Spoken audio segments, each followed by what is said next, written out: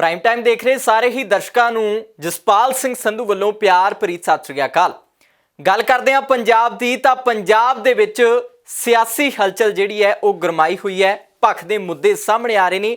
ਉਹਨਾਂ ਸਾਰੀਆਂ ਹੀ ਹਲਚਲ ਦੇ ਉੱਪਰ ਗੱਲਬਾਤ ਕਰਾਂਗੇ ਤੇ ਗੱਲਬਾਤ ਕਰਨ ਦੇ ਵਾਸਤੇ ਮੇਰੇ ਨਾਲ ਸਟੂਡੀਓ ਦੇ ਵਿੱਚ ਮੌਜੂਦ ਨੇ ਸੀਨੀਅਰ ਪੱਤਰਕਾਰ ਸੁਰਿੰਦਰ ਡੱਲਾ ਜੀ। ਡੱਲਾ ਸਾਹਿਬ, ਬਹੁਤ ਬਹੁਤ ਸਵਾਗਤ ਹੈ ਜੀ ਤੁਹਾਡਾ। ਸਤਿ ਸ਼੍ਰੀ ਅਕਾਲ ਜੀ, ਬਹੁਤ ਬਹੁਤ ਧੰਨਵਾਦ ਤੁਹਾਡਾ ਵੀ ਔਰ ਦੁਨੀਆ ਭਰ ਦੇ ਪੰਜਾਬੀਆਂ ਦਾ ਹੀ ਧੰਨਵਾਦ ਜੀ। ਡੱਲਾ ਸਾਹਿਬ, ਸਿਆਸੀ ਹਲਚਲ ਨੂੰ ਲੈ ਕੇ ਗੱਲ ਕਰਦੇ ਹਾਂ ਤਾਂ ਬਹੁਤ ਮੁੱਦੇ ਭਖੇ ਹੋਏ ਨੇ, ਪਰ ਸਭ ਤੋਂ ਪਹਿਲਾਂ ਗੱਲ ਸ਼੍ਰੋਮਣੀ ਅਕਾਲੀ ਦਲ ਦੀ ਕਰਦੇ ਹਾਂ। ਗੱਲ ਕੋਟਕਪੂਰਾ ਦਾ ਮਾਮਲਾ ਸੀਗਾ ਜਿਹੜਾ ਗੋਲੀकांड, ਉਹਦੇ ਬਾਬਤ ਜਿਹੜਾ ਚਲਾਨ ਪੇਸ਼ ਕੋਰਟ ਦੇ ਵਿੱਚ ਕੀਤਾ ਗਿਆ ਉਹਦੇ ਉੱਪਰ ਗੱਲਬਾਤ ਕਰਦੇ ਹਾਂ ਕਿ ਗ੍ਰਿਫਤਾਰੀਆਂ ਨੂੰ ਲੈ ਕੇ ਹੁਣ ਹਲਚਲ ਜਿਹੜੀ ਆ ਉਹ ਗਰਮਾ ਗਈ ਹੈ ਕਿ ਅਕਾਲੀ ਦਲ ਦੇ ਲੀਡਰਾਂ ਦੀ ਗ੍ਰਿਫਤਾਰੀ ਹੋਊਗੀ ਜਿਹੜੇ ਨਾਮ ਚਲਾਨ ਦੇ ਵਿੱਚ ਪੇਸ਼ ਕੀਤੇ ਗਏ ਨੇ, ਔਰ ਲੋਕਾਂ ਦੇ ਵਿੱਚ ਵੀ ਇਹ ਚਰਚਾ ਦਾ ਵਿਸ਼ਾ ਬਣਿਆ ਹੋਇਆ। ਡੱਲਾ ਸਾਹਿਬ, ਇੱਥੇ ਇੱਕ ਵਾਰੀ ਝਾਤ ਜ਼ਰੂਰ ਮਰਵਾਓ ਸਾਡੇ ਦਰਸ਼ਕਾਂ ਦੀ, ਜਾਣਕਾਰੀ ਜਿਹੜੀ ਆਉਂਦਾ ਜਾਣਕਾਰੀ ਜਿਹੜੀ ਹੈ ਉਹ ਜ਼ਰੂਰ ਸਾਹਮਣੇ ਰੱਖੋ। ਦੇਖੋ, ਜਿਹੜਾ ਚਲਾਨ ਪੇਸ਼ ਹੋਇਆ ਉਹਦੇ ਵਿੱਚ ਸਾਬਕਾ ਮੁੱਖ ਮੰਤਰੀ ਪ੍ਰਕਾਸ਼ ਸਿੰਘ ਬਾਦਲ, ਸੁਖਬੀਰ ਬਾਦਲ, ਡਿਪਟੀ ਮੁੱਖ ਮੰਤਰੀ ਉਸ ਵੇਲੇ ਦੇ ਗ੍ਰਹਿ ਮੰਤਰੀ ਸੁਮੇਧ ਸੈਣੀ ਤੇ ਬਹੁਤ ਸਾਰੇ ਉਸ ਵੇਲੇ ਦੇ ਪੁਲਿਸ ਅਫਸਰ, ਉਹਨਾਂ ਦੇ ਵਿੱਚ ਇੱਕ ਪੁਲਿਸ ਕਮਿਸ਼ਨਰ ਵੀ ਹੈ, SSP ਪੱਧਰ ਦੇ ਅਧਿਕਾਰੀ ਵੀ ਹੈ, SHO ਪੱਧਰ ਦੇ ਅਧਿਕਾਰੀ ਵੀ ਹੈ। ਹੁਣ ਇਹਨਾਂ ਸਾਰੇ ਲੋਕਾਂ ਦਾ ਨਾਮ ਚਲਾਨ ਦੇ ਵਿੱਚ ਜਿਹੜੀ ਜਾਂਚ ਏਜੰਸੀ ਸੀ ਸੂਬੇ ਦੀ, ਇੱਕ ਸਿੱਟ ਸੀ, ਉਹਨਾਂ ਨੇ ਅਦਾਲਤ ਦੇ ਵਿੱਚ ਸੌਂਪਿਆ। ਹੁਣ ਕਿਉਂਕਿ ਇਹ ਮਾਮਲਾ ਬਹੁਤ ਲੰਮਾ ਤੁਰਿਆ ਆਉਂਦਾ ਹੈ, ਦੇਖੋ ਪਹਿਲਾਂ ਕੁੰਵਰ ਵਿਜੇ ਪ੍ਰਤਾਪ ਉਹਨਾਂ ਨੇ ਬਹੁਤ ਵੱਡੀ ਜਦੋਜਹਿਦ ਕੀਤੀ। ਉਸ ਤੋਂ ਪਹਿਲਾਂ ਕਈ ਵਾਰੀ ਸਾਨੂੰ ਪਤਾ ਹੈ ਜਾਂਚ ਕਮੇਟੀਆਂ ਬਣੀਆਂ, ਸਿੱਟ ਬਣੀਆਂ। ਜਦੋਂ ਇਹ ਮਾਮਲਾ ਵਾਪਰਿਆ 2015 ਦੇ ਵਰ੍ਹੇ ਦੇ ਵਿੱਚ ਇਹ ਮਾਮਲੇ ਵਾਪਰੇ, ਕਈ ਮਾਮਲੇ ਲਗਾਤਾਰ ਥੋੜ੍ਹੇ ਫਾਸਲਿਆਂ ਦੇ ਵਿੱਚ ਵਾਪਰੇ ਸੀ। ਸੋ ਸਾਨੂੰ ਪਤਾ ਹੈ ਕੋਟਕਪੁਰਾ ਵਾਲਾ ਮਾਮਲਾ ਹੈ, ਫਿਰ ਉਹ ਬਹਿਬਲ ਕਲਾਂ ਵਾਲਾ ਮਾਮਲਾ ਵੀ ਸਾਨੂੰ ਪਤਾ ਹੈ, ਉਹਦੀ ਵੀ ਆਉਂਦੇ ਦਿਨਾਂ 'ਚ ਸੁਣਵਾਈ ਹੈ। 29 ਅਪ੍ਰੈਲ ਨੂੰ ਉਹਦੀ ਵੀ ਸੁਣਵਾਈ ਜਿਹੜੀ ਹੈ ਅਦਾਲਤ ਦੇ ਵਿੱਚ ਬਕਾਇਆ ਹੈ। ਹੁਣ ਦੇਖਣ ਵਾਲੀ ਗੱਲ ਇਹ ਹੈ ਕਿ ਸਿਆਸਤ ਵੀ ਇਹਦੇ 'ਤੇ ਖੂਬ ਹੋਈ।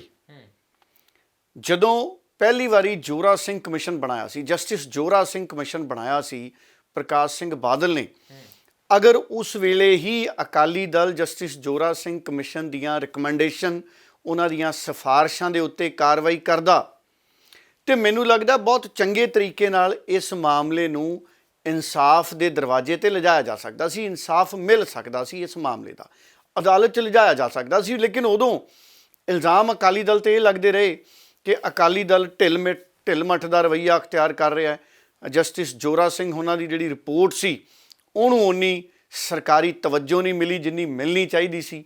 ਕਿਤੇ ਨਾ ਕਿਤੇ ਉਹਨਾਂ ਦੇ ਦਿਲ ਦਾ ਦਰਦ ਵੀ ਜਸਟਿਸ ਜੋਰਾ ਸਿੰਘ ਉਹਨਾਂ ਦਾ ਕਈ ਵਾਰ ਬਾਹਰ ਆਇਆ। ਹੁਣ ਗੱਲ ਕਿਉਂਕਿ ਇਹ ਮੁੱਦਾ ਸਿਆਸੀ ਬਣ ਗਿਆ, ਉਸ ਵੇਲੇ ਆਮ ਆਦਮੀ ਪਾਰਟੀ ਵੀ ਪੂਰੇ ਉਭਾਰ ਦੇ ਵਿੱਚ ਸੀ।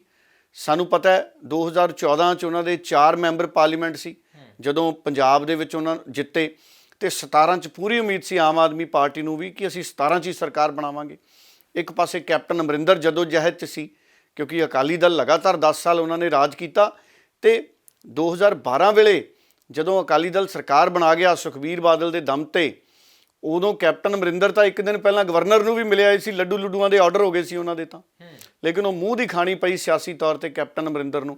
ਹੁਣ ਸਾਰੇ ਜ਼ਖਮੀ ਲੀਡਰ ਸੀ, ਵੱਡੇ ਬਾਦਲ ਤੋਂ, ਸੁਖਬੀਰ ਬਾਦਲ ਤੋਂ, ਭਾਵੇਂ ਕੈਪਟਨ ਸੀ ਜਾਂ ਹੋਰ ਉਸ ਵੇਲੇ ਦੇ ਸਮਕਾਲੀ ਲੀਡਰ ਸੀ। ਸੋ ਇਸ ਕਰਕੇ ਵਿਰੋਧੀਆਂ ਨੇ ਇਹਨੂੰ ਬਹੁਤ ਵੱਡਾ ਮੁੱਦੇ ਦੇ ਤੌਰ 'ਤੇ ਉਭਾਰਿਆ ਔਰ ਅਕਾਲੀ ਦਲ ਕਿਤੇ ਨਾ ਕਿਤੇ ਡਰਦਾ ਰਿਹਾ। ਮੈਨੂੰ ਲੱਗਦਾ ਹੈ ਸੁਖਬੀਰ ਬਾਦਲ, ਪ੍ਰਕਾਸ਼ ਸਿੰਘ ਬਾਦਲ, ਉਦੋਂ ਸੁਮੇਧ ਸਿੰਘ ਸੈਣੀ ਨੂੰ DGP ਲਾ ਰੱਖਿਆ ਸੀ ਪ੍ਰਕਾਸ਼ ਸਿੰਘ ਬਾਦਲ ਨੇ। ਪ੍ਰਕਾਸ਼ ਸਿੰਘ ਬਾਦਲ ਤਾਂ ਸੁਮੇਧ ਸਿੰਘ ਸੈਣੀ ਨੂੰ DGP ਦੇ ਅਹੁਦੇ ਤੋਂ ਨਹੀਂ ਸੀ ਬਦਲਣ ਨੂੰ ਰਾਜ਼ੀ। ਔਰ ਪੰਜਾਬ 'ਚ ਜਦੋਂ ਹਾਲਾਤ ਇਹ ਹੋ ਗਏ ਕਿ ਅਕਾਲੀ ਦਲ ਦੇ ਲੀਡਰ ਵੜ ਨਹੀਂ ਸੀ ਸਕਦੇ ਪਿੰਡਾਂ 'ਚ, ਕਈ ਥਾਂ ਅਸੀਂ ਦੇਖਿਆ ਕੰਧ ਟੱਪ ਕੇ ਲੀਡਰ ਭੱਜੇ, ਅਖਬਾਰਾਂ ਦੇ ਵਿੱਚ ਇੱਦਾਂ ਦੀਆਂ ਗੱਲਾਂ ਰਿਪੋਰਟ ਹੋਈਆਂ, ਸਮੇਂ-ਸਮੇਂ 'ਤੇ ਸੋਸ਼ਲ ਮੀਡੀਆ 'ਤੇ ਗੱਲਾਂ ਆਈਆਂ। ਫਿਰ ਕਿਤੇ ਜਾ ਕੇ DGP ਸੁਮੇਧ ਸੈਣੀ ਨੂੰ ਪ੍ਰਕਾਸ਼ ਸਿੰਘ ਬਾਦਲ ਨੇ ਬਦਲਿਆ, ਲੇਕਿਨ ਤਦ ਤੱਕ ਦੇਰ ਹੋ ਚੁੱਕੀ ਸੀ। ਤੁਸੀਂ ਵੇਖੋ ਜਿਵੇਂ ਹੁਣ ਅੰਮ੍ਰਿਤਪਾਲ ਸਿੰਘ ਉਹਨਾਂ ਨੇ, ਪੁਲਿਸ ਨੇ FIR ਦਰਜ ਕੀਤੀ, ਜਿਹੜਾ ਉਹ ਨਾਮ ਹੈ ਲਵਪ੍ਰੀਤ ਸਿੰਘ ਤੂਫਾਨ। ਹੁਣ ਅੰਮ੍ਰਿਤਪਾਲ ਸਿੰਘ ਉਹਨਾਂ ਨੇ ਅੰਦੋਲਨ ਛੇੜਿਆ, ਉਹ ਵੱਖਰੀ ਗੱਲ ਹੈ ਵੀ ਅਜਨਾਲੇ 'ਚ ਇਹ ਵਿਵਾਦਿਤ ਹੋ ਗਿਆ ਅੰਦੋਲਨ, ਲੇਕਿਨ ਪੁਲਿਸ ਨੂੰ ਲਵਪ੍ਰੀਤ ਸਿੰਘ ਤੂਫਾਨ ਦਾ ਨਾਮ ਬਾਹਰ ਕੱਢਣਾ ਪਿਆ। ਇਹਦਾ ਮਤਲਬ ਹੈ ਉਹ ਨਿਰਦੋਸ਼ ਸੀ। ਇਹਦਾ ਮਤਲਬ ਹੈ ਪੁਲਿਸ ਨੇ ਇਨਵੈਸਟੀਗੇਸ਼ਨ ਉਨੀ ਚੰਗੀ ਨਹੀਂ ਕੀਤੀ ਸ਼ੁਰੂ 'ਚ। ਅਕਾਲੀ ਦਲ ਨੇ ਵੀ 2 ਨੌਜਵਾਨਾਂ ਨੂੰ ਗ੍ਰਿਫਤਾਰ ਕਰ ਲਿਆ ਸੀ ਔਰ ਕਿੱਡਾ ਵੱਡਾ ਅੰਦੋਲਨ ਪੰਜਾਬ ਦੇ ਵਿੱਚ ਹੋਇਆ। ਔਰ ਅਕਾਲੀ ਦਲ ਦੇ ਰਾਜ ਦੇ ਵਿੱਚ ਸਭ ਤੋਂ ਜਿਹੜੀ ਚਿੰਤਾ ਵਾਲੀ ਗੱਲ ਇਹੀ ਹੋਈ ਸੀ ਕਿ 2 ਬੇਕਸੂਰੇ ਨੌਜਵਾਨਾਂ ਨੂੰ ਐਲਾਨ ਦਿੱਤਾ ਗਿਆ ਕਿ ਅਸੀਂ ਲੋਕ ਗ੍ਰਿਫਤਾਰ ਕਰ ਲਏ ਹੈ ਬੇਅਦਬੀ ਦੇ ਮਾਮਲੇ ਦੇ ਵਿੱਚ। ਤੇ ਉਸ ਦਿਨ ਤੋਂ ਬਾਅਦ ਇਹ ਸਾਰੇ ਮਾਮਲੇ, ਭਾਵੇਂ ਬੇਅਦਬੀ ਦਾ ਮਾਮਲਾ ਹੈ, ਭਾਵੇਂ ਬਰਗਾੜੀ ਬਾਈਬਲ ਕਲਾਂ ਵਾਲੇ ਆਲੇ ਦੁਆਲੇ ਦੇ ਮਾਮਲੇ ਹੈ, ਇਹਨਾਂ ਮਾਮਲਿਆਂ ਤੇ ਸਰਕਾਰ ਦੀ ਭਰੋਸੇਯੋਗਤਾ ਤੇ ਜਿਹੜਾ ਹੈ ਸਵਾਲ ਉੱਠਣ ਲੱਗ ਗਏ। ਹੁਣ ਜਦੋਂ ਅਕਾਲੀ ਦਲ ਦੀ ਭਰੋਸੇਯੋਗਤਾ ਤੇ ਸਵਾਲ ਉੱਠ ਗਏ, ਅਕਾਲੀ ਦਲ ਦੀ ਸਰਕਾਰ ਤੇ ਭਗਵੰਤ ਮਾਨ ਹੋ ਗਏ, ਆਮ ਆਦਮੀ ਪਾਰਟੀ ਦੇ ਹੋਰ ਲੀਡਰ ਹੋ ਗਏ, ਸੁਖਪਾਲ ਖਹਿਰਾ ਹੋ ਗਏ, ਉਸ ਵੇਲੇ ਆਮ ਆਦਮੀ ਪਾਰਟੀ 'ਚ ਸੀ ਕੈਪਟਨ ਅਮਰਿੰਦਰ, ਇਹਨਾਂ ਸਾਰਿਆਂ ਨੇ ਬਹੁਤ ਵੱਡਾ ਜਨ ਅੰਦੋਲਨ ਹੈ ਜਿਹੜਾ ਬਣਾ ਦਿੱਤਾ ਸੀ ਅਕਾਲੀ ਦਲ ਦੇ ਖਿਲਾਫ। ਔਰ ਫਿਰ 2017 ਦੇ ਨੇੜੇ ਆ ਕੇ ਸਾਨੂੰ ਪਤਾ ਹੈ ਕਿ ਕੈਪਟਨ ਅਮਰਿੰਦਰ ਨੂੰ ਮੁੱਖ ਮੰਤਰੀ ਦਾ ਚਿਹਰਾ ਬਣਾਇਆ ਤੇ 17 'ਚ ਕੈਪਟਨ ਅਮਰਿੰਦਰ ਸਰਕਾਰ ਬਣਾ ਗਏ ਕਿ ਮੈਂ ਇਨਸਾਫ ਦਊਂਗਾ। ਕੈਪਟਨ ਨੇ ਆਉਂਦਿਆਂ ਹੀ ਜਸਟਿਸ ਰਣਜੀਤ ਸਿੰਘ ਕਮਿਸ਼ਨ ਬਣਾਇਆ। ਜਸਟਿਸ ਰਣਜੀਤ ਸਿੰਘ ਕਮਿਸ਼ਨ ਬਣਨ ਤੋਂ ਬਾਅਦ ਉਹ ਵਿਧਾਨ ਸਭਾ ਦੇ ਵਿੱਚ ਲੈ ਕੇ ਆਏ, ਉਹਦੇ ਤੇ ਡਿਬੇਟ ਹੋਈ, ਬਹਿਸ ਹੋਈ। HS ਫੂਲਕਾ ਸਾਹਿਬ ਉੱਥੇ ਸੀ, ਨਵਜੋਤ ਸਿੰਘ ਸਿੱਧੂ ਨੇ ਝੋਲੀ ਅੱਡੀ, ਸੁਖਜਿੰਦਰ ਰੰਧਾਵਾ ਨਾਲ ਖੜੇ ਸੀ ਜਿਹੜੇ ਕਹਿੰਦੇ ਸੀ ਇਨਸਾਫ ਮਿਲਣਾ ਚਾਹੀਦਾ। ਬਾਅਦ ਦੇ ਵਿੱਚ ਉਹ ਖੁਦ ਗ੍ਰਹਿ ਮੰਤਰੀ ਬਣ ਗਏ, ਨਹੀਂ ਇਨਸਾਫ ਦੇ ਸਕੇ। ਚਰਨਜੀਤ ਚੰਨੀ ਉੱਥੇ ਕਹਿੰਦੇ ਰਹੇ ਕਿ ਇਨਸਾਫ ਹੋਣਾ ਚਾਹੀਦਾ, ਮੁੱਖ ਮੰਤਰੀ ਬਣ ਗਏ, ਨਹੀਂ ਇਨਸਾਫ ਦੇ ਸਕੇ। ਵਿਰੋਧੀ ਧਿਰ 'ਚ ਆਮ ਆਦਮੀ ਪਾਰਟੀ ਦੇ ਲੀਡਰ ਲਗਾਤਾਰ ਕਹਿ ਰਹੇ ਸੀ ਕਿ ਨਾ ਕੈਪਟਨ ਔਰ ਨਾ ਅਕਾਲੀ ਦਲ, ਇਹਨਾਂ ਨੇ ਇਨਸਾਫ ਨਹੀਂ ਦੇਣਾ, ਇਹ ਆਪਸ 'ਚ ਰਲੇ ਹੋਏ ਨੇ। ਇਹ ਇਲਜ਼ਾਮ ਲੱਗਦੇ ਰਹੇ ਉਹਨਾਂ ਦੇ ਉੱਤੇ। ਔਰ ਨਵਜੋਤ ਸਿੰਘ ਸਿੱਧੂ ਝੋਲੀ ਅੱਡ ਕੇ ਕੈਪਟਨ ਅਮਰਿੰਦਰ ਤੋਂ ਇਨਸਾਫ ਮੰਗਦੇ ਰਹੇ। HS ਫੂਲਕਾ ਵੀ ਉਸ ਵਿਸ਼ੇਸ਼ ਸੈਸ਼ਨ 'ਚ ਸੀ ਜਿਹੜੀ ਰਿਪੋਰਟ ਸੀ ਜਸਟਿਸ ਰਣਜੀਤ ਸਿੰਘ ਉਹਨਾਂ ਦੀ, ਉਹਦੇ ਤੇ ਡਿਬੇਟ ਡਿਸਕਸ਼ਨ ਕਰਨ ਲਈ। ਔਰ ਉਹ ਵੀ ਦਿਨ ਸੀ ਜਦੋਂ ਰਿਪੋਰਟਾਂ ਜਸਟਿਸ ਰਣਜੀਤ ਸਿੰਘ ਕਮਿਸ਼ਨ ਦੀਆਂ ਜਿਹੜੀਆਂ ਰਿਪੋਰਟਾਂ ਸੀ ਉਹ ਵਿਧਾਨ ਸਭਾ ਦੇ ਬਾਹਰ ਖੰਡਾਈਆਂ ਗਈਆਂ। ਉਹ ਵੀ ਸਾਨੂੰ ਦਿਨ ਯਾਦ ਸੀ। ਔਰ ਮੈਂ ਇਸ ਕਰਕੇ ਸਾਰੇ ਦਾ ਜ਼ਿਕਰ ਕਰਦਾ ਤਾਂ ਕਿ ਅਸੀਂ ਸਮਝੀਏ ਕਿ ਇਹਦੀ ਅਹਿਮੀਅਤ ਕਿੰਨੀ ਹੈ। ਬਹੁਤ ਵੱਡੀ ਅਹਿਮੀਅਤ ਹੈ। ਸਰਕਾਰਾਂ ਬਦਲਦੀਆਂ ਗਈਆਂ। ਨਵਜੋਤ ਸਿੰਘ ਸਿੱਧੂ ਦੀ ਲੜਾਈ ਕੀ ਸੀ ਕੈਪਟਨ ਅਮਰਿੰਦਰ ਨਾਲ? ਲੜਾਈ ਇਹ ਸੀ ਕਿ ਅਸੀਂ ਗੁਰੂ ਦੇ ਇਨਸਾਫ ਲਈ ਹਰ ਹੀਲੇ ਯਤਨ ਕਰੀਏ, ਅਸੀਂ ਇਨਸਾਫ ਦਈਏ। ਨਵਜੋਤ ਸਿੰਘ ਸਿੱਧੂ ਵੀ ਲੜਦਾ ਰਿਹਾ ਵੀ ਕੈਪਟਨ ਅਮਰਿੰਦਰ ਜੀ ਕਰੋ ਕਾਰਵਾਈ। ਬਰਗਾੜੀ ਦੇ ਸਾਡੇ ਪਵਿੱਤਰ ਗੁਰਦੁਆਰਾ ਸਾਹਿਬ 'ਚ ਨਵਜੋਤ ਸਿੰਘ ਸਿੱਧੂ ਕਿੰਨੀ ਵਾਰ ਗਏ, ਅਰਦਾਸ ਕਰਕੇ ਆਏ ਕਿ ਇਨਸਾਫ ਮਿਲਣਾ ਚਾਹੀਦਾ। ਹੁਣ ਭਗਵੰਤ ਮਾਨ ਉਹਨਾਂ ਨੇ ਵੀ ਬਾਅਦ ਦੇ ਵਿੱਚ ਵਾਅਦਾ ਕੀਤਾ। ਹੁਣ ਜੋ ਸਥਿਤੀਆਂ ਬਣੀਆਂ ਨੇ, ਆਖਰਕਾਰ ਭਗਵੰਤ ਮਾਨ ਦੀ ਸਰਕਾਰ ਨੇ, ਦੇਖੋ ਭਗਵੰਤ ਮਾਨ ਉਹਨਾਂ ਦੀ ਨਾ ਅਕਾਲੀ ਦਲ ਨਾਲ ਸਾਂਝ, ਨਾ BJP ਨਾਲ ਸਾਂਝ, ਨਾ ਕਾਂਗਰਸ ਨਾਲ ਸਾਂਝ। ਸੋ ਭਗਵੰਤ ਮਾਨ ਦੀ ਸਰਕਾਰ ਨੇ ਖੁੱਲ੍ਹਾ ਹੱਥ ਹੈ ਜਿਹੜਾ ਉਹ ਅਫਸਰਾਂ ਨੂੰ ਦਿੱਤਾ। ਮੈਨੂੰ ਲੱਗਦਾ ਹੈ ਅਫਸਰਾਂ ਨੂੰ ਜੋ ਠੀਕ ਲੱਗਿਆ ਅਫਸਰਾਂ ਨੇ ਉਹ ਕਰ ਦਿੱਤਾ, ਕਿਉਂਕਿ ਸਮੇਂ-ਸਮੇਂ ਤੇ ਜਿਹੜੇ ਅਫਸਰ ਨੇ ਉਹ ਬਦਲਦੇ ਰਹਿੰਦੇ ਨੇ। ਸੋ ਹੁਣ ਵਾਲੇ ਜਿਹੜੇ ਅਫਸਰ ਹੁਣ ਇਹਨਾਂ ਪੂਰੇ ਮਾਮਲਿਆਂ ਦੀ ਜਾਂਚ ਦੇ ਦਾਇਰੇ ਵਿੱਚ ਸੀ। ਮੈਨੂੰ ਲੱਗਦਾ DGP ਸੁਮੇਧ ਸਿੰਘ ਸੈਣੀ ਤੋਂ ਇਲਾਵਾ ਮੌਜੂਦਾ ਅਫਸਰਾਂ ਦਾ ਕੋਈ ਬਹੁਤਾ ਜ਼ਿਆਦਾ ਨੇੜਤਾ ਵਾਲਾ ਰਿਸ਼ਤਾ ਨਹੀਂ ਹੋਣਾ ਪੁਰਾਣੇ ਅਫਸਰਾਂ ਦਾ। ਜੇ ਅਸੀਂ ਇਹ ਵੀ ਮੰਨ ਲਈਏ ਕਿ ਪੁਰਾਣੇ ਅਫਸਰਾਂ ਦੀ ਜਾਂ ਅਫਸਰ ਇੱਕ ਦੂਜੇ ਦੀ ਲਿਹਾਜ਼ ਕਰ ਦਿੰਦੇ ਨੇ, ਇਹ ਮਾਮਲਾ ਬਹੁਤ ਜ਼ਿਆਦਾ ਵੱਡਾ ਹੋ ਗਿਆ ਸੀ। ਇਹਦੇ 'ਚ ਐਡਵੋਕੇਟ ਜਨਰਲ, ਪਿਛਲੀ ਵਾਰੀ ਤਾਂ ਨਵਜੋਤ ਸਿੰਘ ਸਿੱਧੂ ਨੇ ਐਡਵੋਕੇਟ ਜਨਰਲ ਤੱਕ ਕਿਹਾ ਕਿ ਬਦਲੋ। ਸੋ ਇਸ ਕਰਕੇ ਕਿਤੇ ਨਾ ਕਿਤੇ ਭਗਵੰਤ ਮਾਨ ਦੀ ਸਰਕਾਰ ਨੇ ਇੱਕ ਤਰੀਕੇ ਨਾਲ ਜਿਹੜਾ ਇਲਜ਼ਾਮਬਾਜ਼ੀਆਂ ਦਾ ਦੌਰ ਸੀ ਇੱਕ ਪਾਸੇ ਦਾ, ਆਮ ਲੋਕਾਂ ਦਾ, ਤੁਸੀਂ ਦੇਖੋ ਕੱਲ ਮੈਂ ਸੁਣ ਰਿਹਾ ਸੀ ਜਿਹੜਾ ਬਾਈਬਲ ਇਨਸਾਫ ਮੋਰਚਾ ਹੈ ਉਹ ਵੀ 4 ਮਾਰਚ ਨੂੰ ਸੰਪੂਰਨਤਾ ਵਾਲੇ ਪਾਸੇ ਵੱਧ ਰਿਹਾ ਜੀ। ਬਿਲਕੁਲ, ਉੱਥੇ ਗੁਰੂ ਸਾਹਿਬ ਦੇ ਸ਼ੁਕਰਾਨੇ ਦੀ ਅਰਦਾਸ ਹੋਣੀ ਹੈ ਤੇ ਸੰਪੂਰਨਤਾ ਵਾਲੇ ਪਾਸੇ ਵੱਧ ਰਿਹਾ। ਉਹ ਵੀ ਕਿਉਂਕਿ ਇੱਕ ਪਾਸਾ ਹੋ ਗਿਆ। ਹਜੇ ਤੱਕ ਇਹੀ ਨਹੀਂ ਸੀ ਸਮਝ ਆ ਰਿਹਾ ਕਿ ਅਦਾਲਤ ਦੇ ਵਿੱਚ ਕੇਸ ਕਿਵੇਂ ਚੱਲੇ। ਤੇ ਹੁਣ ਜਿਹੜੀ ਗੱਲ ਹੈ, ਜਦੋਂ ਨਾਮ ਸਾਰਿਆਂ ਦੇ ਆ ਗਏ, ਅਦਾਲਤ 'ਚ ਚਲੇ ਗਏ, ਪੋਲੀਟੀਕਲ ਤੌਰ ਦੇ ਉੱਤੇ ਅਕਾਲੀ ਦਲ ਜ਼ਰੂਰ ਇਹ ਲਾਈਨ ਲਊਗਾ ਕਿ ਅਸੀਂ ਬੇਕਸੂਰੇ ਹਾਂ, ਅਸੀਂ ਨਿਰਦੋਸ਼ ਹਾਂ, ਸਾਡੇ ਤੇ ਸਿਆਸੀ ਬਦਲਾਖੋਰੀ ਕੀਤੀ ਗਈ ਹੈ। ਲੇਕਿਨ ਪੋਲੀਟੀਕਲ ਪਾਰਟੀਆਂ ਦੀ ਇਲਜ਼ਾਮਬਾਜ਼ੀ ਹੁਣ ਨਾ ਤਾਂ ਆਮ ਆਦਮੀ ਪਾਰਟੀ ਨੂੰ ਕਾਂਗਰਸ ਸਵਾਲ ਕਰ ਸਕਦੀ ਹੈ ਵੀ ਤੁਸੀਂ ਮਾਮਲਾ ਨਹੀਂ ਨਿਬੇੜਿਆ, ਨਾ ਭਾਰਤੀ ਜਨਤਾ ਪਾਰਟੀ ਸਵਾਲ ਕਰ ਸਕਦੀ ਆਮ ਆਦਮੀ ਪਾਰਟੀ ਨੂੰ। ਸੋ ਭਗਵੰਤ ਮਾਨ ਦੀ ਸਰਕਾਰ ਨੇ ਤੇ ਮੌਜੂਦਾ ਅਫਸਰਾਂ ਨੇ ਮਾਮਲਾ ਅਦਾਲਤ ਦੇ ਪਾਲੇ 'ਚ ਪਾਤਾ। ਹੁਣ ਪੋਲੀਟੀਕਲ ਤੌਰ ਤੇ ਇੱਕ ਧਿਰ ਜਿਹੜੀ ਹੈ ਉਹ ਕਲੀਅਰ ਹੈ, ਭਗਵੰਤ ਮਾਨ ਦੀ ਧਿਰ ਕਲੀਅਰ ਹੋ ਗਈ ਕਿ ਅਸੀਂ ਮਾਮਲਾ ਅਦਾਲਤ 'ਚ ਭੇਜਤਾ, ਅਸੀਂ ਜੋ ਸਾਨੂੰ ਲੱਗਦਾ ਸੀ ਕਰਤਾ। ਹੁਣ ਗੱਲ ਹੈ ਅਦਾਲਤ ਦੀ, ਜਿਹਦੀ ਤਿਆਰੀ ਅਕਾਲੀ ਦਲ ਨੇ ਹੁਣ ਸ਼ੁਰੂ ਕੀਤੀ ਹੈ।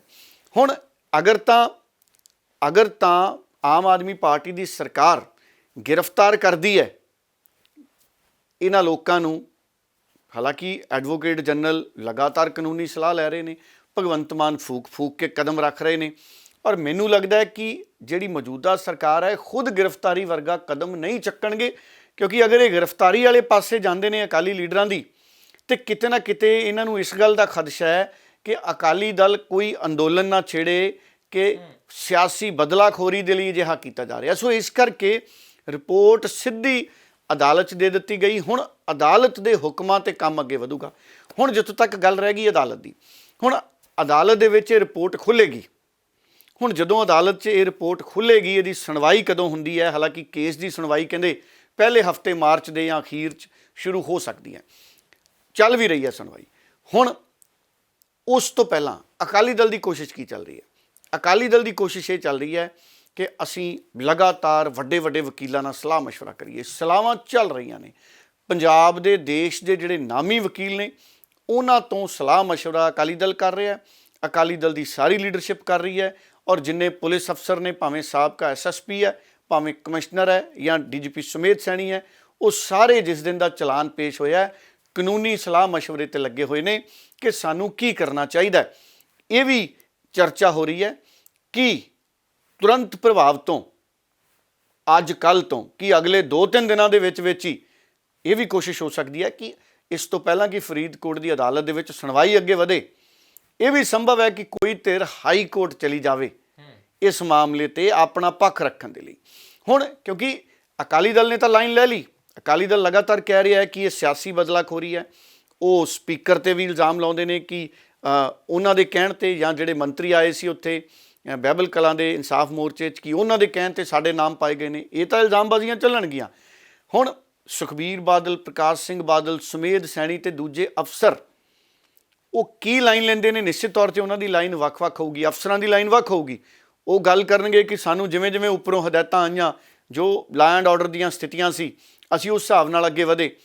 ਪਰ ਸੁਖਬੀਰ ਬਾਦਲ ਤੇ ਪ੍ਰਕਾਸ਼ ਸਿੰਘ ਬਾਦਲ ਦੀ ਤਾਂ ਲਾਈਨ ਇਹੀ ਹੈ ਕਿ ਇਹ ਸਿਆਸੀ ਬਦਲਾਖੋਰੀ ਹੈ। ਇਸ ਸਿਆਸੀ ਬਦਲਾਖੋਰੀ ਦੀ ਲਾਈਨ ਦੇ ਨਾਲ ਉਹ ਅੱਗੇ ਵਧਣਗੇ। ਹੁਣ ਕੌਣ ਅਦਾਲਤ 'ਚ ਪਹਿਲਾਂ ਜਾਂਦਾ ਹੈ, ਕੀ ਹਾਈ ਕੋਰਟ 'ਚ ਜਾਂਦੇ ਨੇ? ਇਹ ਚਰਚਾਵਾਂ ਹੋ ਰਹੀਆਂ ਕਿ ਜਾਣਾ ਚਾਹੀਦਾ ਇਸ ਮੌਕੇ ਜਾਂ ਨਹੀਂ ਜਾਣਾ ਚਾਹੀਦਾ।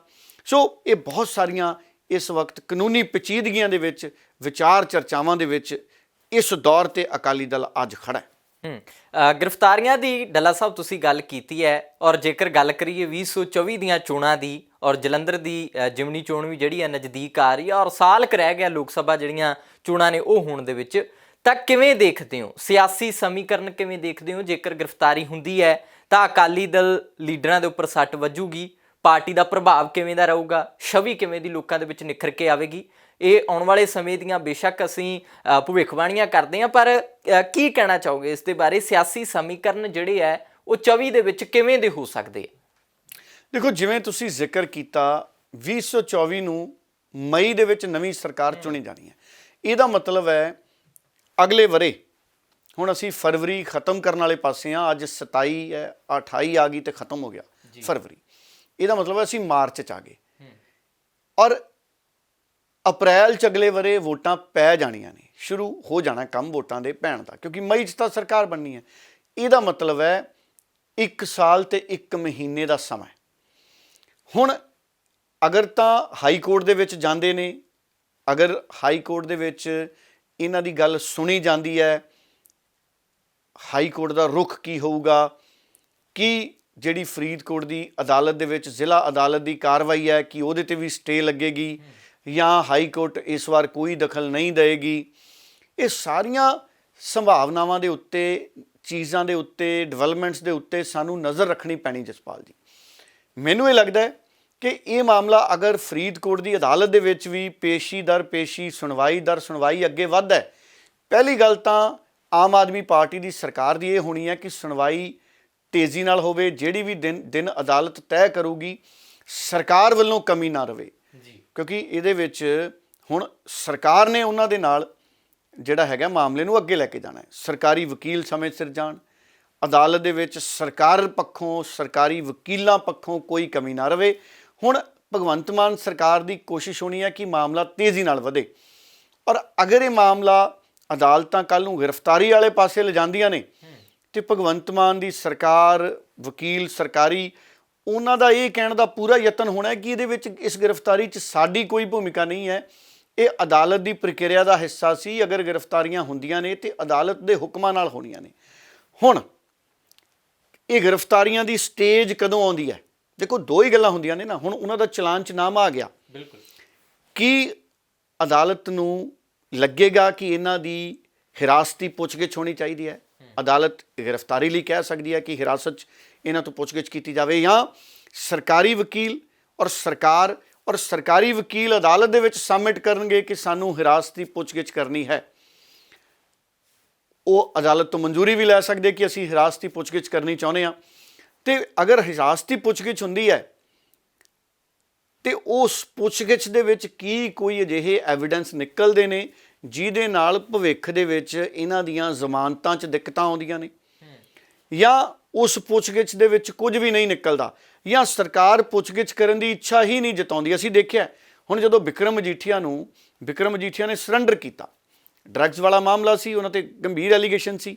ਉਹਨਾਂ ਨੂੰ ਜਦੋਂ ਉਹਨਾਂ ਨੇ ਸਰੈਂਡਰ ਕੀਤਾ ਅਦਾਲਤ ਦੇ ਵਿੱਚ ਜਾ ਕੇ, ਭਗਵੰਤ ਮਾਨ ਸਾਹਿਬ ਦੀ ਸਰਕਾਰ ਸੀ, ਇਸ ਸਰਕਾਰ ਦੇ ਸ਼ੁਰੂਆਤ ਦੇ ਵਿੱਚ ਜਿਹੜੇ ਅਫਸਰ ਲੱਗੇ ਵੱਡੇ, ਉਹਨਾਂ ਨੇ ਪੁੱਛਗਿੱਛ ਕਰਨ ਲਈ ਕੋਈ ਆਪਣਾ ਬਹੁਤਾ ਜ਼ਿਆਦਾ ਰੁਝਾਨ ਹੀ ਨਹੀਂ ਦਿਖਾਇਆ ਕਿ ਅਸੀਂ ਇੰਨੇ ਗੰਭੀਰ ਇਲਜ਼ਾਮ ਨੇ, ਵਿਕਰਮ ਮਜੀਠੀਆ ਸਾਹਿਬ ਨੂੰ ਅਸੀਂ ਕਸਟਡੀ 'ਚ ਲੈ ਕੇ ਆਈਏ, ਰਿਮਾਂਡ 'ਤੇ ਮੰਗੀਏ ਅਸੀਂ ਅਦਾਲਤ ਕੋਲੇ ਜਾ ਕੇ ਕਿ ਅਸੀਂ ਵਿਕਰਮ ਮਜੀਠੀਆ ਤੋਂ ਪੁੱਛਗਿੱਛ ਕਰਨੀ ਆ, ਉਹ ਨਹੀਂ ਹੋਈ।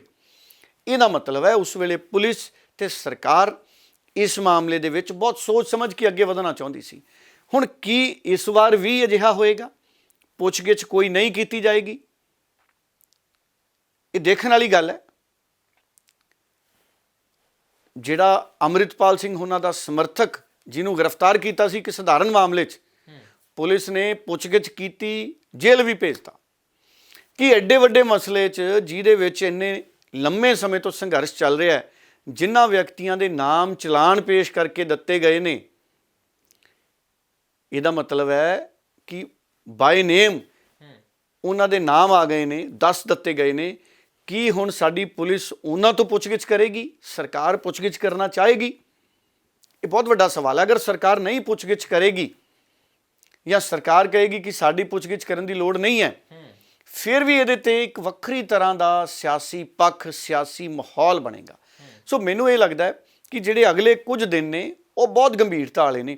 ਔਰ ਅਗਰ ਪੁੱਛਗਿੱਛ ਹੁੰਦੀ ਹੈ, ਕੋਈ ਹੋਰ ਠੋਸ ਸਬੂਤ, ਕੋਈ ਇਲੈਕਟ੍ਰੋਨਿਕ ਐਵੀਡੈਂਸ, ਕਿਉਂਕਿ ਅੱਜ ਕੱਲ੍ਹ ਪੁਲਿਸ ਇਲੈਕਟ੍ਰੋਨਿਕ ਐਵੀਡੈਂਸਸ 'ਤੇ ਕੰਮ ਕਰਦੀ ਹੈ। ਸੁਮੇਧ ਸੈਣੀ ਉਹਨਾਂ ਤੋਂ 2-3 ਵਾਰ ਪੁੱਛਗਿੱਛ ਹੋ ਚੁੱਕੀ ਹੈ, ਪ੍ਰਕਾਸ਼ ਸਿੰਘ ਬਾਦਲ ਤੋਂ 3 ਵਾਰ ਪੁੱਛਗਿੱਛ ਹੋਈ ਹੈ, ਸੁਖਬੀਰ ਬਾਦਲ ਤੋਂ 2-3 ਵਾਰ ਪੁੱਛਗਿੱਛ ਹੋਈ ਹੈ। ਜਦੋਂ ਪੁੱਛਗਿੱਛ ਲਈ ਜਾਂਦੇ ਸੀ ਤੇ ਇਹਨਾਂ ਤੋਂ ਸਵਾਲਾਂ ਦੀ ਇੱਕ ਲਿਸਟ ਸੀ ਜਿਨ੍ਹਾਂ ਦੇ ਜਵਾਬ ਲਏ ਜਾਂਦੇ ਸੀ। ਹੁਣ ਪੁਲਿਸ ਉਹ ਵੀ ਮਿਲਾਨ ਕਰਦੀ ਹੋਣੀ ਹੈ ਕਿ ਪਹਿਲੀ ਵਾਰੀ ਕੀ ਬਿਆਨ ਦਿੱਤੇ, ਦੂਸਰੀ ਵਾਰੀ ਕੀ ਸਵਾਲਾਂ ਦੇ ਜਵਾਬ ਦਿੱਤੇ, ਤੀਸਰੀ ਵਾਰੀ ਕੀ ਸਵਾਲਾਂ ਦੇ ਜਵਾਬ ਦਿੱਤੇ। ਉਸ ਤੋਂ ਬਾਅਦ ਪੁਲਿਸ ਹੁਣ ਕਮੀਆਂ ਲੱਭੇਗੀ ਵੀ ਕੀ ਇਹਨਾਂ ਦੇ ਬਿਆਨਾਂ 'ਚ ਕੋਈ ਫਰਕ ਆਇਆ। ਹੁਣ ਅਗਰ ਕਸਟਡੀ 'ਚ ਪੁਲਿਸ ਇਹਨਾਂ ਨੂੰ ਲੈਂਦੀ ਹੈ, ਗ੍ਰਿਫਤਾਰ ਕਰਦੀ ਹੈ, ਹਿਰਾਸਤ 'ਚ ਲੈਂਦੀ ਹੈ, ਤੇ ਜਿਹੜੇ ਪੁਰਾਣੇ ਇਹਨਾਂ ਦੇ ਬਿਆਨ ਸੀ ਉਹ ਪੁਰਾਣੇ ਬਿਆਨਾਂ ਦੇ ਹਵਾਲੇ ਦੇ ਨਾਲ ਇੰਟੈਰੋਗੇਸ਼ਨ ਅੱਗੇ ਵਧੇਗੀ, ਇਨਵੈਸਟੀਗੇਸ਼ਨ ਅੱਗੇ ਵਧੇਗੀ। ਮਾਫ ਕਰਨਾ, ਮੈਂ ਇੰਟੈਰੋਗੇਸ਼ਨ ਸ਼ਬਦ ਵਰਤਿਆ। ਇਨਵੈਸਟੀਗੇਸ਼ਨ ਅੱਗੇ ਵਧੇਗੀ। ਉਸ ਇਨਵੈਸਟੀਗੇਸ਼ਨ ਦੇ ਵਿੱਚ ਕੀ ਠੋਸ ਸਬੂਤ ਮਿਲਦੇ ਨੇ, ਉਸ ਹਿਸਾਬ ਦੇ ਨਾਲ ਫਿਰ ਇਹ ਗੱਲ ਅੱਗੇ ਖੜੇਗੀ ਆ ਕੇ ਕਿ ਕੀ ਇਹਨਾਂ ਦੀ ਗ੍ਰਿਫਤਾਰੀ ਤੋਂ ਬਾਅਦ ਕਿੰਨੀ, ਅਗਰ ਗ੍ਰਿਫਤਾਰੀ ਹੁੰਦੀ ਹੈ ਤੇ ਕੀ ਉਸ ਤੋਂ ਬਾਅਦ ਗੱਲ ਜੁਡੀਸ਼ੀਅਲ ਕਸਟਡੀ ਦੀ ਆਉਂਦੀ ਹੈ। ਨਿਸ਼ਚਿਤ ਤੌਰ 'ਤੇ ਅਗਰ ਹੁਣ ਗ੍ਰਿਫਤਾਰ ਹੁੰਦੇ ਨੇ ਤੇ ਜੁਡੀਸ਼ੀਅਲ ਕਸਟਡੀ 'ਚ ਤਾਂ ਫਿਰ ਜਾਣਗੇ। ਉਹ ਕਿੰਨੀ ਦੇਰ ਲਈ ਜਾਣਗੇ? ਹੁਣ ਜੇ ਅਸੀਂ ਪੁਰਾਣਾ ਸਮਾਂ ਵੇਖੀਏ, ਵਿਕਰਮ ਮਜੀਠੀਆ ਵੀ ਪਿੱਛੇ ਜੇ ਉਹਨਾਂ ਨੇ ਸਰੈਂਡਰ ਕੀਤਾ ਸੀ, ਲੇਕਿਨ ਬਹੁਤ ਲੰਮਾ ਸਮਾਂ ਉਹਨਾਂ ਨੂੰ ਜ਼ਮਾਨਤ ਮਿਲਣ ਤੋਂ ਲੱਗਿਆ। ਔਰ ਇਹ ਵੀ ਜਿਹੜਾ ਮਾਮਲਾ ਹੈ ਬਹੁਤ ਸੰਵੇਦਨਸ਼ੀਲ ਮਾਮਲਾ ਹੈ। ਜਿਹੜੇ ਇਹ ਮਾਮਲੇ ਨੇ ਇਹ ਵੀ ਸੰਵੇਦਨਸ਼ੀਲ ਮਾਮਲਾ ਹੈ। ਇਸ ਸੰਵੇਦਨਸ਼ੀਲ ਮਾਮਲੇ ਦੇ ਵਿੱਚ ਅਗਰ ਜੁਡੀਸ਼ੀਅਲ ਕਸਟਡੀ 'ਚ ਜਾਂਦੇ ਨੇ ਤੇ ਉਸ ਤੋਂ ਬਾਅਦ ਕਿੰਨੇ ਕੁ ਹੋਰ ਸਬੂਤ ਮਿਲਦੇ ਨੇ, ਪੁਲਿਸ ਅਫਸਰ ਜਿਨ੍ਹਾਂ ਦੇ ਨਾਮ ਆਏ ਨੇ ਸਾਰੇ ਚਲਾਨ ਦੇ ਵਿੱਚ, ਉਹ ਕੀ ਬਿਆਨ ਦਿੰਦੇ ਨੇ ਉਸ ਵਕਤ ਦੇ ਮੁੱਖ ਮੰਤਰੀ ਤੇ ਡਿਪਟੀ ਮੁੱਖ ਮੰਤਰੀ ਦੇ ਬਾਰੇ, ਕਿਉਂਕਿ ਬਹੁਤ ਸਾਰੇ ਲੋਕਾਂ ਨੂੰ ਇਹਦੇ ਵਿੱਚ ਨਾਮਜ਼ਦ ਕੀਤਾ ਗਿਆ ਚਲਾਨ 'ਚ। ਹੁਣ ਅਗਰ ਗ੍ਰਿਫਤਾਰੀ ਹੁੰਦੀ ਹੈ ਤੇ ਸਾਰੇ ਲੋਕਾਂ ਦੇ ਜਿਹੜੇ ਬਿਆਨ ਦਰ ਬਿਆਨ ਹੋਣੇ ਨੇ, ਇਹ ਇੱਕ ਲੰਬਾ ਪ੍ਰੋਸੀਜਰ ਬਣ ਜਾਣਾ। ਮੈਨੂੰ ਲੱਗਦਾ ਹੈ ਅਦਾਲਤ ਦੀ ਕਾਰਵਾਈ 'ਚ 1 ਸਾਲ ਤਾਂ ਬਹੁਤ ਮਾਮੂਲੀ ਜਿਹਾ ਸਮਾਂ ਮੈਨੂੰ ਲੱਗ ਰਿਹਾ। ਹੁਣ ਤੁਸੀਂ ਦੇਖੋ ਨਾ ਜੀ, ਇਸ ਮਾਮਲੇ ਨੂੰ ਹੀ 15-16 ਦੇ ਮਾਮਲੇ ਸ਼ੁਰੂ ਹੋਏ ਨੇ, ਅੱਜ 22 ਆ ਗਈ। ਸੋ ਇਸ ਕਰਕੇ ਅਗਰ ਇਨਵੈਸਟੀਗੇਸ਼ਨ ਦਾ ਵੀ ਔਰ ਜੁਡੀਸ਼ੀਅਲ ਪ੍ਰੋਸੀਡਿੰਗ ਦਾ ਵੀ ਜੇ ਅਸੀਂ ਪ੍ਰੋਸੈਸ ਦੇਖੀਏ ਤਾਂ 1 ਸਾਲ 1.25 ਸਾਲ ਮਾਮੂਲੀ ਜੀ ਗੱਲ ਹੈ। ਸੋ ਇਸ ਕਰਕੇ ਅਗਰ ਕੁਝ ਮਹੀਨਿਆਂ ਦੇ ਲਈ ਵੀ ਅਗਰ ਕੁਝ ਮਹੀਨਿਆਂ ਬਾਅਦ ਗ੍ਰਿਫਤਾਰੀ ਹੁੰਦੀ ਹੈ ਤੇ ਕੁਝ ਮਹੀਨਿਆਂ ਲਈ 24 ਦੀਆਂ ਚੋਣਾਂ ਤਾਂ ਸਿਰ ਤੇ ਆ ਗਈਆਂ ਜੀ, 1 ਸਾਲ ਰਹਿ ਗਿਆ। ਸੋ ਜਿਹੜਾ ਤੁਹਾਡਾ ਸਵਾਲ ਸੀ, ਕੋਈ ਵੱਡੀ ਗੱਲ ਨਹੀਂ ਹੈ। ਮੈਨੂੰ ਵੀ ਇਹ ਖਦਸ਼ਾ ਹੈ। ਦੇਖੋ, ਫੈਸਲਾ ਤਾਂ ਅਦਾਲਤਾਂ ਨੇ ਕਰਨਾ ਹੈ, ਪਰ ਅਸੀਂ ਜੋ ਟ੍ਰੈਂਡ ਦੇਖ ਰਹੇ ਹਾਂ, ਸਰਕਾਰਾਂ ਦਾ ਰੁਝਾਨ ਦੇਖ ਰਹੇ ਹਾਂ। ਹੁਣ ਨਵਜੋਤ ਸਿੰਘ ਸਿੱਧੂ ਤਾਂ 26 ਜਨਵਰੀ ਨੂੰ ਰਿਹਾ ਹੁੰਦੇ ਬਣਦੇ ਸੀ, ਲੇਕਿਨ ਨਹੀਂ ਕੀਤਾ ਸਰਕਾਰ ਨੇ, ਕਿਉਂਕਿ ਪੰਜਾਬ ਦੀ ਸਰਕਾਰ ਵੀ ਬਹੁਤ ਸਾਰੇ ਸੰਵੇਦਨਸ਼ੀਲ ਮਾਮਲਿਆਂ 'ਚ ਹੱਥ ਨਹੀਂ ਪਾਉਣਾ ਚਾਹੁੰਦੀ। ਹੁਣ ਅਗਰ ਇੱਕ ਵਾਰੀ ਗ੍ਰਿਫਤਾਰੀ ਹੋ ਜਾਂਦੀ ਹੈ ਤਾਂ ਫਿਰ ਪੰਜਾਬ ਦੀ ਸਰਕਾਰ ਦਾ ਸਟੈਂਡ ਕੀ ਰਹਿੰਦਾ ਹੈ, ਕਿਉਂਕਿ ਵਾਅਦਾ ਸੀ ਇਨਸਾਫ ਦਿਵਾਉਣ ਦਾ, ਨਰਮੀ ਵਰਤ ਨਹੀਂ ਸਕਦੇ। ਸੋ ਬਹੁਤ ਸਾਰੇ ਲੋਕ ਇਹਦੇ 'ਚ ਨਾਮਜ਼ਦ ਨੇ। ਸੋ ਇਹ ਪ੍ਰੋਸੀਡਿੰਗ ਬੜੀ ਲੰਬੀ ਚੱਲੂਗੀ। ਇਹ ਵੀ ਹੋ ਸਕਦਾ ਹੈ ਅਗਰ ਉਹ ਜੇਲ੍ਹ ਚਲੇ ਜਾਂਦੇ ਨੇ ਤੇ ਬਹੁਤ ਲੰਮਾ ਸਮਾਂ ਉਹਨਾਂ ਨੂੰ ਜੇਲ੍ਹ ਰਹਿਣਾ ਪੈ ਸਕਦਾ ਹੈ। ਔਰ ਅਗਰ ਉਹ ਲੰਮਾ ਸਮਾਂ ਜੇਲ੍ਹ ਰਹਿੰਦੇ ਨੇ ਤੇ ਫਿਰ ਤੁਸੀਂ ਸਮਝ ਸਕਦੇ ਹੋ 2024 ਨੂੰ ਤਾਂ ਸਾਲ ਹੈ। ਉਹਦੇ ਨਾਲ ਅਕਾਲੀ ਦਲ ਦੀ 2024 ਦੀ ਤਿਆਰੀ ਨੂੰ ਬਹੁਤ ਵੱਡੀ ਸੱਟ ਲੱਗੇਗੀ। ਅਗਰ ਸੁਖਬੀਰ ਬਾਦਲ, ਪ੍ਰਕਾਸ਼ ਸਿੰਘ ਬਾਦਲ ਜੇਲ੍ਹ ਚਲੇ ਜਾਂਦੇ ਨੇ, ਕੁਝ ਮਹੀਨਿਆਂ ਲਈ ਵੀ ਚਲੇ ਜਾਂਦੇ ਨੇ, ਤੇ ਅਕਾਲੀ ਦਲ 'ਚ ਤਾਂ ਪਹਿਲਾਂ ਹੀ ਬਹੁਤ ਸਾਰੀਆਂ ਇਸ ਵਕਤ ਸਮੱਸਿਆਵਾਂ ਨੇ। ਇੱਕ ਧਿਰ ਉਹ ਹੈ ਜਿਹੜੀ ਚਾਹੁੰਦੀ ਹੈ ਕਿ ਅਕਾਲੀ ਦਲ ਦਾ ਪ੍ਰਧਾਨ ਬਦਲਿਆ ਜਾਵੇ। ਬੀਬੀ ਜਗੀਰ ਕੌਰ ਵੱਖ ਕਰ ਦਿੱਤੇ ਗਏ, ਜਗਮੀਤ ਬਰਾੜ ਪਿੱਛੇ ਜੇ ਸੁਖਦੇਵ ਸਿੰਘ ਢੀਂਡਸਾ ਉਹਨਾਂ ਨਾਲ ਚਲੇ ਗਏ, ਢੀਂਡਸਾ ਸਾਹਿਬ ਵੱਖਰੇ ਨੇ। ਅਕਾਲੀ ਦਲ ਦੇ ਵਿੱਚ ਵੀ ਬਹੁਤ ਸਾਰੇ ਲੀਡਰ ਵੱਖ ਕਰ ਦਿੱਤੇ ਗਏ, ਔਰ ਕੁਝ ਲੀਡਰ ਜਿਹੜੇ ਹੁਣ ਵੀ ਅਕਾਲੀ ਦਲ ਦੇ ਵਿੱਚ ਨੇ, ਸੁਖਬੀਰ ਬਾਦਲ ਜਿਨ੍ਹਾਂ ਦੇ ਪ੍ਰਧਾਨ ਨੇ, ਉਹਦੇ ਵਿੱਚ ਵੀ ਕਿਤੇ ਨਾ ਕਿਤੇ ਇਹ ਆਵਾਜ਼ ਹੈ ਕਿ ਲੀਡਰਸ਼ਿਪ ਤਬਦੀਲੀ ਹੋ ਜਾਵੇ ਤੇ ਅਕਾਲੀ ਦਲ ਅੱਗੇ ਵੱਧ ਸਕਦਾ ਹੈ। ਹੁਣ ਅਗਰ ਜੇਲ੍ਹ ਚਲੇ ਜਾਂਦੇ ਨੇ ਅਕਾਲੀ ਦਲ ਦੇ ਲੀਡਰ, ਅਗਰ ਸੁਖਬੀਰ ਬਾਦਲ ਜਾਂ ਪ੍ਰਕਾਸ਼ ਸਿੰਘ ਬਾਦਲ ਇੱਕ ਸਰਪ੍ਰਸਤ ਨੇ, ਇੱਕ ਪ੍ਰਧਾਨ ਨੇ, ਤੇ ਕੀ ਉਹ ਜੇਲ੍ਹ ਵਿੱਚ ਬੈਠ ਕੇ ਹੀ ਪ੍ਰਧਾਨਗੀ ਚਲਾਉਣਗੇ? ਇਹ ਵੀ ਇੱਕ ਵੱਡਾ ਸਵਾਲ ਹੈ। ਜਾਂ ਕੋਈ ਐਕਟਿੰਗ ਪ੍ਰਧਾਨ ਆਏਗਾ ਅਕਾਲੀ ਦਲ 'ਚ, ਜਾਂ ਪਿੱਛੋਂ ਅਕਾਲੀ ਦਲ ਕੋਈ ਆਪਣਾ ਪ੍ਰਧਾਨ ਨਵਾਂ ਚੁਣੇਗਾ। ਸੋ ਬਹੁਤ ਸਾਰੀਆਂ ਪੋਲੀਟੀਕਲ ਸੰਭਾਵਨਾਵਾਂ ਨੇ ਜਿਹੜੀਆਂ ਵਾਪਰ ਸਕਦੀਆਂ ਨੇ ਪੰਜਾਬ ਦੀ ਸਿਆਸਤ ਦੇ ਵਿੱਚ।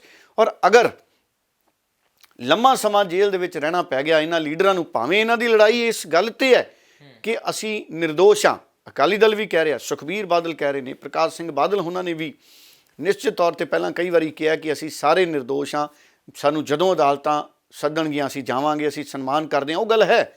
ਸੁਮੇਧ ਸੈਣੀ ਹੋਏ, ਸੁਖਬੀਰ ਬਾਦਲ ਹੋਏ, ਪ੍ਰਕਾਸ਼ ਸਿੰਘ ਬਾਦਲ ਹੋਏ, ਜਦੋਂ ਸੱਦਿਆ ਗਿਆ ਗਏ। ਪਰ ਅਗਰ ਜੇਲ੍ਹ ਚਲੇ ਜਾਂਦੇ ਨੇ ਤੇ ਅਕਾਲੀ ਸਿਆਸਤ ਦਾ ਚਿਹਰਾ ਮੋਹਰਾ ਬਦਲ ਸਕਦਾ, ਔਰ ਸਭ ਨੂੰ ਮਾਫਕ ਹੈ। ਆਮ ਆਦਮੀ ਪਾਰਟੀ ਵੀ ਚਾਹੁੰਦੀ ਹੈ, ਕਾਂਗਰਸ ਵੀ ਚਾਹੁੰਦੀ ਹੈ ਕਿ ਅਕਾਲੀ ਦਲ ਰਾਹ ਚੋਂ ਪਾਸੇ ਹੋਵੇ। ਆਮ ਆਦਮੀ ਪਾਰਟੀ ਵੀ ਚਾਹੁੰਦੀ ਹੋਣੀ ਵੀ ਅਕਾਲੀ ਦਲ ਰਾਹ ਚੋਂ ਪਾਸੇ ਹੋਵੇ, 13 ਚੋਂ ਅਸੀਂ ਵੱਧ ਪੋਜੀਸ਼ਨ ਬਣਾਈਏ, ਵਧੀਆ। ਬੀਜੇਪੀ ਵੀ ਚਾਹੁੰਦੀ ਹੈ ਕਿ ਅਕਾਲੀ ਲੀਡਰ ਵੱਡੇ ਪਾਸੇ ਹੋਣ, ਜਾਂ ਅਕਾਲੀ ਦਲ ਕਮਜ਼ੋਰ ਹੋਵੇ ਜਾਂ ਟੁੱਟੇ ਤੇ ਅਸੀਂ 13 ਸੀਟਾਂ ਤੇ ਅੱਗੇ ਆਈਏ। ਸੋ ਬੜੀ ਦਿਲਚਸਪ ਸਥਿਤੀ ਪੰਜਾਬ ਦੀ ਪੋਲੀਟੀਕਲ ਸਿਸਟਮ 'ਚ ਬਣਨੀ ਹੈ। ਜਿੱਥੋਂ ਤੱਕ ਗੱਲ ਰਹਿ ਗਈ ਇਨਸਾਫ ਦੀ, ਅਸੀਂ ਆਸ ਕਰਦੇ ਹਾਂ ਕਿ ਅਦਾਲਤਾਂ ਜਲਦ ਤੋਂ ਜਲਦ ਇਨਸਾਫ ਦੇਣ, ਸੱਚ ਹੈ ਜਿਹੜਾ ਅਦਾਲਤਾਂ ਦੇ ਵਿੱਚੋਂ ਨਿਕਲ ਕੇ ਬਾਹਰ ਆਵੇ। ਔਰ ਅਗਰ ਕੋਈ ਸਾਜ਼ਿਸ਼ ਸੀ ਤੇ ਅਦਾਲਤਾਂ ਉਸ ਸਾਜ਼ਿਸ਼ ਦਾ ਵੀ ਖੁਲਾਸਾ ਕਰਨ। ਬਿਲਕੁਲ ਡੱਲਾ ਸਾਹਿਬ, ਇਹ ਸਾਰੀਆਂ ਜਿਹੜੀਆਂ ਚੀਜ਼ਾਂ ਦੀ ਆਪਾਂ ਗੱਲ ਕਰ ਰਹੇ ਹਾਂ, ਫਿਲਹਾਲ ਇਹ ਆਉਣ ਵਾਲੇ ਸਮੇਂ ਦੇ ਗਰਭ ਦੇ ਵਿੱਚ ਹੈ। ਪਰ ਇਸ ਦੇ ਨਾਲ ਹੀ ਮੈਂ ਅਗਲੇ ਸਵਾਲ ਦੇ ਵੱਲ ਵਧਾਂ। ਸਮੇਂ ਦੀ ਘਾਟ ਹੋਣ ਕਰਕੇ ਜਲਦੀ ਤੋਂ ਜਲਦੀ ਇਹਨੂੰ ਆਪਾਂ ਇਸ ਦੇ ਉੱਪਰ ਤੁਹਾਡੇ ਵਿਚਾਰ ਜਿਹੜੇ ਮੈਂ ਲੈਣੇ ਚਾਹਾਂਗਾ ਕਿ ਸੰਗਰੂਰ ਦੇ ਵਿੱਚ ਲੋਕ ਸਭਾ ਦੀ ਸੀਟ ਜਿਹੜੀ ਆ ਉਹ ਸਿਮਰਨਜੀਤ ਸਿੰਘ ਮਾਨ ਜਿੱਤਦੇ ਨੇ, ਉਦੋਂ ਆਪ ਦੀ ਹਵਾ ਚੱਲ ਰਹੀ ਹੁੰਦੀ ਹੈ, ਯਾਨੀ ਕਿ ਕਹਿ ਸਕਦੇ ਹਾਂ ਆਪ ਸਿਖਰ ਤੇ ਸੀ, ਬੋਲਬਾਲਾ ਹਵਾ ਚੱਲੀ। ਪਰ ਉਸ ਦੇ ਸਮੇਂ ਇਹ ਸੀਟ ਕੱਢੀ ਜਾਂਦੀ ਹੈ ਸਿਮਰਨਜੀਤ ਸਿੰਘ ਮਾਨ ਦੇ ਵੱਲੋਂ, ਹਾਲਾਂਕਿ ਜਿਹਦੀ ਉਮੀਦ ਹੀ ਨਹੀਂ ਸੀ। ਔਰ 2024 ਦੀ ਗੱਲ ਕੀਤੀ ਜਾ ਰਹੀ ਹੈ, ਤੇ 24 ਦੇ ਵਿੱਚ ਡੱਲਾ ਸਾਹਿਬ ਕਿਹੜੀ ਚੀਜ਼ ਨੂੰ ਅਜਿਹਾ ਮੰਨਦੇ ਹੋ ਕਿ ਕੀ ਹੋਊਗਾ ਜਿਹਦੀ ਉਮੀਦ ਹੀ ਨਹੀਂ ਹੈ ਕਿ 24 ਦੇ ਵਿੱਚ ਕੁਝ ਵੱਖਰਾ ਦੇਖਣ ਨੂੰ ਮਿਲੇਗਾ? ਕੋਈ ਉਮੀਦ ਨਹੀਂ ਹੈ ਜਿਸ ਦੀ ਉਹ ਵਾਪਰ ਸਕਦਾ ਹੈ। ਮੈਂ ਜਾਂਦੇ ਜਾਂਦੇ ਇਹ ਸਵਾਲ ਦਾ ਜਵਾਬ ਜਿਹੜਾ ਉਹ ਜ਼ਰੂਰ ਤੁਹਾਡੇ ਤੋਂ ਲੈਣਾ ਚਾਹਾਂਗਾ ਕਿ ਕਿਵੇਂ ਦੇਖਦੇ ਹੋ ਆਉਣ ਵਾਲੇ ਸਮੇਂ ਦੇ ਵਿੱਚ ਕਿਹੜੀ ਉਮੀਦ ਹੈ ਜਿਹੜੀ ਕੀਤੀ ਨਹੀਂ ਹੈ ਉਹ ਵਾਪਰ ਸਕਦੀ ਹੈ? ਨਹੀਂ, ਦੇਖੋ, ਅਗਲਾ ਦਿਨ ਨਹੀਂ ਕਿਸੇ ਨੂੰ ਨਹੀਂ ਪਤਾ, ਅਗਲਾ ਪਲ ਕਿਸੇ ਨੂੰ ਨਹੀਂ ਪਤਾ ਜੀ। ਸੋ 24 ਨੂੰ 1 ਸਾਲ ਪਿਆ, 1 ਸਾਲ 'ਚ ਕੀ ਵਾਪਰਨਾ ਹੈ ਇਹ ਰੱਬ ਜਾਣਦਾ ਹੈ। ਪਰ ਜੇ ਅਸੀਂ ਮੌਜੂਦਾ ਵਕਤ ਨੂੰ ਹੀ ਅੱਗੇ ਅੱਗੇ ਕੜੀਆਂ ਜੋੜ ਕੇ ਦੇਖੀਏ, ਦੇਖੋ ਭਗਵੰਤ ਮਾਨ ਸਾਹਿਬ 92 ਸੀਟਾਂ ਜਿੱਤ ਕੇ ਆਏ, ਸਿੱਧੂ ਮੂਸੇਵਾਲੇ ਦਾ ਮਾਮਲਾ ਆਇਆ, ਐਂਟੀ ਇਨਕੰਬੈਂਸੀ ਬਣੀ, ਉਸ ਵੇਲੇ ਬਹੁਤ ਸਾਰੇ ਮਾਮਲੇ ਸੀ, ਜਨਰਲ ਵਰਗ ਕਈ ਗੱਲਾਂ 'ਚ ਨਾਰਾਜ਼ ਹੋਇਆ, ਮੁਫਤ ਬਿਜਲੀ ਸ਼ਰਤਾਂ ਨਾਲ ਐਲਾਨੀ ਗਈ ਸੀ, ਬਾਅਦ ਦੇ ਵਿੱਚ ਲਗਭਗ ਹੁਣ ਤਾਂ ਸਾਰਿਆਂ ਨੂੰ ਹੀ ਹੋ ਗਈ। ਹੁਣ ਸਵਾਲ ਇਹ ਹੈ ਕਿ ਐਂਟੀ ਇਨਕੰਬੈਂਸੀ ਨੇ ਆਮ ਆਦਮੀ ਪਾਰਟੀ ਨੂੰ ਹਰਾਤਾ। ਅਕਾਲੀ ਦਲ ਸੰਗਠਿਤ ਨਹੀਂ ਸੀ, ਸਿਮਰਨਜੀਤ ਸਿੰਘ ਮਾਨ ਨਾਲ ਬਣੀ ਨਹੀਂ, ਭਾਰਤੀ ਜਨਤਾ ਪਾਰਟੀ ਕੋਲੇ ਕਾਡਰ ਨਹੀਂ ਸੀ, ਕਾਂਗਰਸ ਤੋਂ ਲੀਡਰ ਲੈ ਕੇ ਗਏ ਉਹ ਕੇਵਲ ਸਿੰਘ ਢਿੱਲੋਂ, ਜਿਨ੍ਹਾਂ ਨੂੰ ਵਿਧਾਨ ਸਭਾ ਦੀ ਟਿਕਟ ਵੀ ਨਹੀਂ ਸੀ ਮਿਲੀ, ਕਾਂਗਰਸ ਨੇ ਦਿੱਤੀ ਨਹੀਂ, ਪਾਰਟੀ ਚੋਂ ਕੱਢਤਾ ਸੀ, ਉਹਨਾਂ ਨਾਲ ਹਮਦਰਦੀ ਸੀ। ਬੀਜੇਪੀ ਕੇਵਲ ਸਿੰਘ ਢਿੱਲੋਂ ਉਹਨਾਂ ਨੂੰ ਲੈ ਕੇ ਆਈ। ਭਗਵੰਤ ਮਾਨ ਉਹਨਾਂ ਕੋਲੇ ਐਂਟੀ ਇਨਕੰਬੈਂਸੀ ਸੀ, ਕੋਈ ਕੱਦ ਦਾ ਚਿਹਰਾ ਨਹੀਂ ਸੀ। ਭਗਵੰਤ ਮਾਨ ਉਹਨਾਂ ਦੀ ਭੈਣ ਉਹਨਾਂ ਨੂੰ ਉਮੀਦਵਾਰ ਬਣਾਉਣ ਦੇ ਚਰਚੇ ਹੋਏ, ਪੋਸਟਰ ਵੀ ਲੱਗੇ, ਲੇਕਿਨ ਆਮ ਆਦਮੀ ਪਾਰਟੀ ਤਾਂ ਪਰਿਵਾਰਵਾਦ ਦੇ ਖਿਲਾਫ ਲੜਦੀ ਹੈ।